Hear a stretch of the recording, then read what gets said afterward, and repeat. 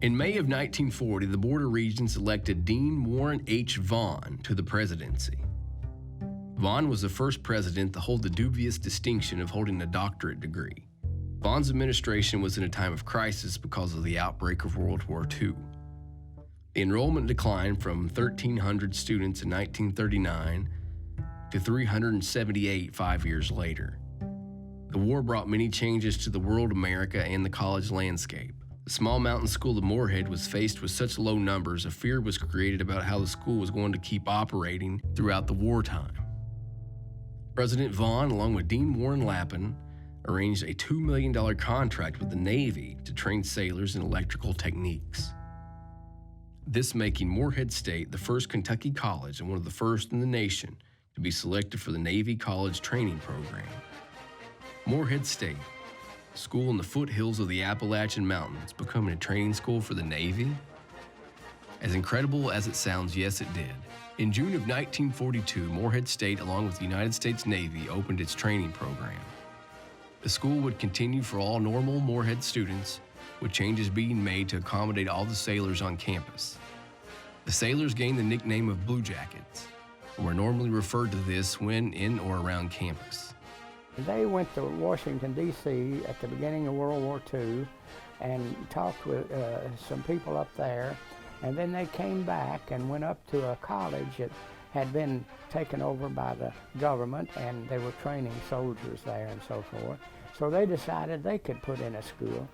So they got the electrical equipment to train electricians here, and so we had the Morehead Navy was in Morehead for about 3 years, and when they left here, they were fully prepared to go on board any ship or submarine in the Navy and be a working electrician when it went on. And it was quite a sight to see 500 sailors in full dress uniforms marching up and down Main Street and the boulevard. It was just something you just seemed like it was out of place. The Navy Training School taught more than 3,000 second-class seamen, as 600 sailors were on campus at a time. The townsfolk of Morehead had grown accustomed to the sailors in and around town. The sailors marched every morning from campus and down to Main Street and back. One summer day, it was kind of funny. I got a call from the science building and said, there's a guy down here who is a retired professor of physics at the University of Arkansas, Albert Solano. Dr. Solano had come here, and he was one of the boys that was in that naval group.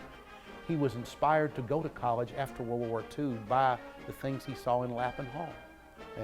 But the time he was most emotional, and you've got to remember this about Morehead, Kentucky back in the 40s and 30s and maybe even early 50s.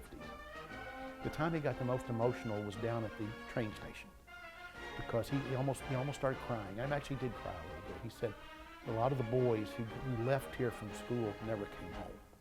This is the last thing they remember about the United States. And that got to me, because at that time, that was the only way in and out of Morehead, really efficiently, was the train. And he got emotional, but I had a really good day with Dr. Solano, and really, it was a very enjoyable day. The school suffered academically during the Blue Jacket years. By the end of the war in 1945, the campus had to adjust to the influx of returning soldiers, students, and faculty. With Congress passing the GI Bill of Rights, returning military personnel were eager to get an education. Nearly 1/2 of all Morehead students were veterans under the GI Bill.